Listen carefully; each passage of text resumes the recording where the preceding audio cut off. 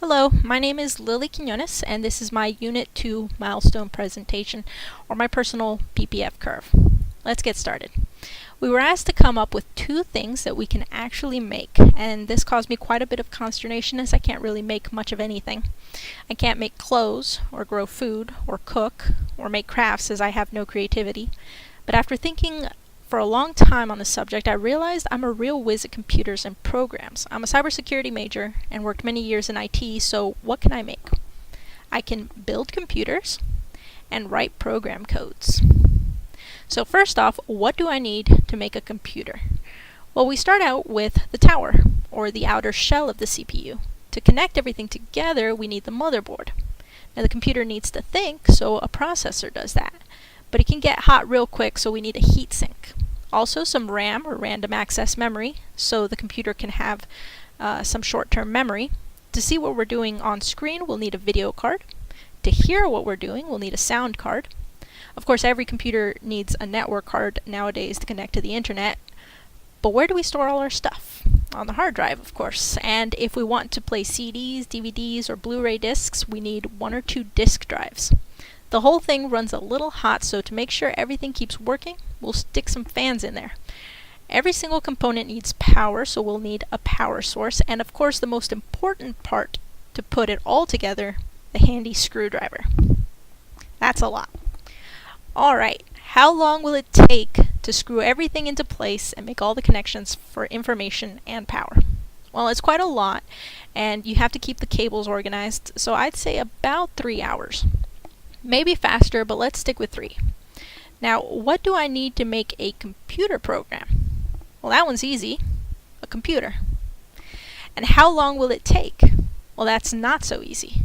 It really depends on what you want the program to do and what language it's written in. But generally, if you want a good program that'll play a game or something with a graphical user interface, that means it's not all words, but also buttons and pictures and such, then it would take about 8 hours. Yeah, that's a lot, but programs are complicated. Okay, so my production possibility frontier curve looks something like this. We have computers on the y-axis and the program code on the x-axis. As the graph shows, each dash represents 2 hours, and at the 8-hour mark, we can make either 2 2/3 computers or 1 computer program, or any combination of the two in between these maximums. We were asked to show what would happen if we took a lovely 2-hour nap in the middle of the day, and that would reduce our number of workable hours to 6, shrinking our curve to the new red curve. We'd be able to make 2 computers or 3/4 of a program. Obviously much less efficient, but we're not going to do that, so let's get rid of the red curve. The next thing we were asked to consider was a loss of technology.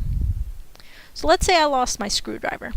I'd have to try my best at screwing everything in by hand. The computer would be a lot less sturdy, but in terms of the PPF curve, we'd see a change in productivity from 2.67 computers in an 8-hour day to 1.33 computers, or 1 1/3.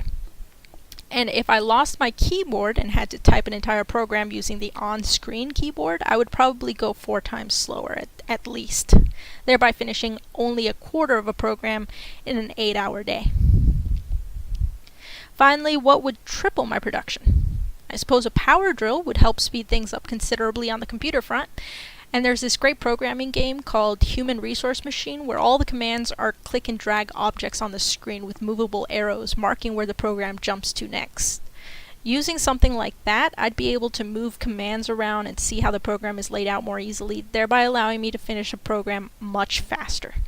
These changes would allow me to either build 8 computers in a day or write 3 programs, and this is what the graph would look like in that situation. That's it. Thank you for your time.